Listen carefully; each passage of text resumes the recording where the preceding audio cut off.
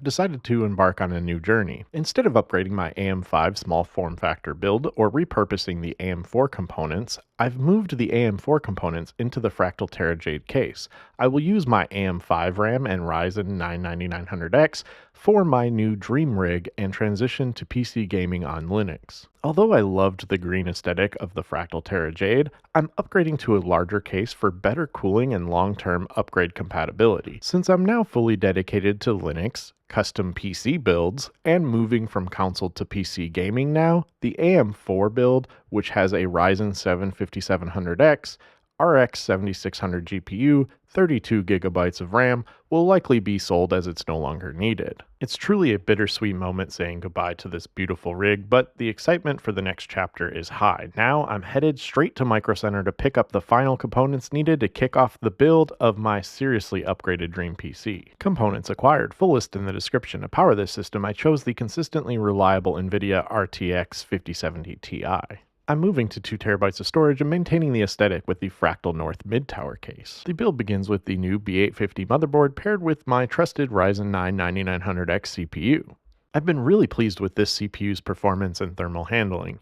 After seating the CPU, I'm installing the existing 32 gigabytes of DDR5 RAM with space for added expansion in the future with this new board, and then the new 2 terabyte SSD. While 1 terabyte is usually enough, I opted for 2 terabytes to accommodate my current game library. I can easily upgrade later as the new Fractal case offers excellent slots to maximize future storage as well as this motherboard. With that done, I'm installing the powerful and massive Be Quiet Dark Rock Pro 5 cooler. I was pleased with the price and the premium hardware included with the cooler, a screwdriver, thermal paste, and both Intel AMD brackets. This is vital for keeping the new PC cool, especially while gaming. Naturally, I'll need the AMD brackets to properly secure this cooler to the motherboard. One thing I consistently appreciate about Be Quiet: their products are really easy to install. They always provide fantastic, concise instructions, making the entire mounting process exceptionally simple and hassle-free. Now that the massive cooler is securely installed, the air circulation is my next priority.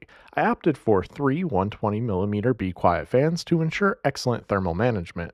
2 fans on top, 1 in the back, all 3 set for exhaust to pull the hot air out. For power, I chose a 1000 watt PSU, also from Be Quiet, not sponsored, but I'm open if they're watching. I selected 1000 watts primarily for future upgrade headroom. Again, the installation process is super easy. Be Quiet makes life simple by including comprehensive instructions and all necessary cables. What I absolutely love is their attention to detail in labeling everything, from the individual cables to the connection points on the unit itself.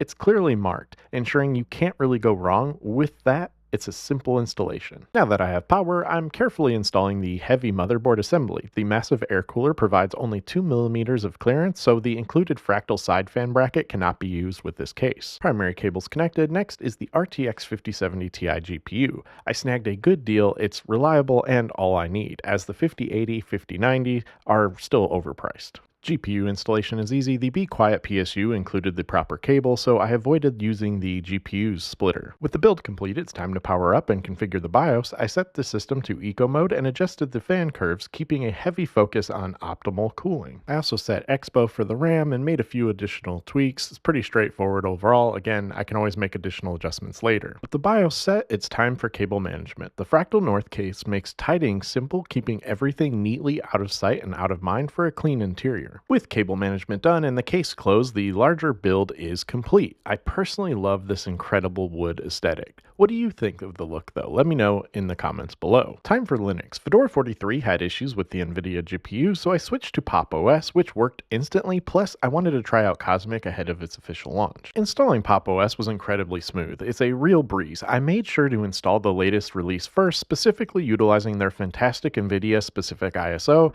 This was crucial for verification. I immediately installed and tested Red Dead Redemption 2 to ensure gaming performance was excellent, not just on this powerful new build, but specifically on this chosen Linux distribution itself, confirming everything worked before committing to Pop! OS and installing Cosmic. I must say, Cosmic is absolutely beautiful. Beyond the aesthetics, I'm really impressed by the simplicity of the setup and the speed and performance delivered by this Rust-built desktop environment.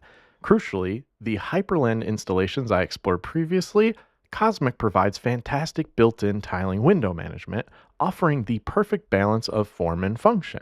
As you can see here, the tiling window management works flawlessly right out of the box. I really like all of the key bindings, and it's again very simple to just dive right in and use this. And of course, you can always not use this if you prefer, but again, it's just really nice to see that included. Now that I have Cosmic installed, my essential apps loaded, and the theming slightly customized, the real fun begins. It's time to install a library of games and dive right into some of the testing, specifically looking to confirm two things: raw gaming performance and how effectively the selected cooling components maintain low temperatures under load.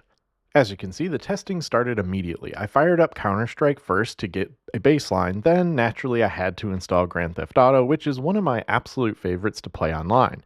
Now, the obvious downside of transitioning from console is the need to repurchase these games, though thankfully they were all on sale, but more importantly, I have to start entirely from scratch. That means setting up all my characters and losing my progress across these titles. However, honestly, embracing this fresh start is all part of the fun in this journey of moving and fully entrenching myself into a custom Linux PC and maximizing all the value I can get out of these higher end components with this brand new build. I have to say, seeing the results on screen is incredibly satisfying. Everything is running buttery smooth, and crucially, the temperatures are remaining impressively cool, validating all the effort put into the cooling system. With this much raw power now available, I realized it's the perfect opportunity to play a title I've surprisingly missed: Cyberpunk. I am already profoundly impressed by the immediate performance leap this game has taken, especially the incredible high fidelity graphics and the meticulous attention to all the details, noticeable even during the initial character creation process. Not a single detail is left out of this game from the moment you dive right in, that's for sure. Honestly, this game is truly remarkable. I don't know what on earth took me this long to finally play it. I suppose I just needed the perfect high performance setup to do it justice, and now I have successfully built it. Achieving this feels infinitely more rewarding and personal than simply picking up a mass produced console. But my testing isn't done. I need to know, what are some of your top recommendations in terms of titles that I should check out on Steam? I am completely open to all suggestions for game recommendations that will really put this custom Linux rig through its paces. If you made it this far into the video, please drop your absolute must-play titles in the comments. Okay, enough gaming for now. If you want a dedicated performance video pushing this new rig to its limits, please let me know. Overall, I'm already happy with the smooth gaming performance and this custom PC. It's a massive upgrade with ample headroom for the future. I'm especially excited for the official Cosmic release on December 11th. Pop! OS working flawlessly with my new GPU has won me over. I'll need to revisit my distro ratings soon. What are your thoughts on the build and the Linux switch? Let's discuss in the comments. Thank you for watching. Don't forget to like, subscribe, and stay tuned for more. Take care and stay safe.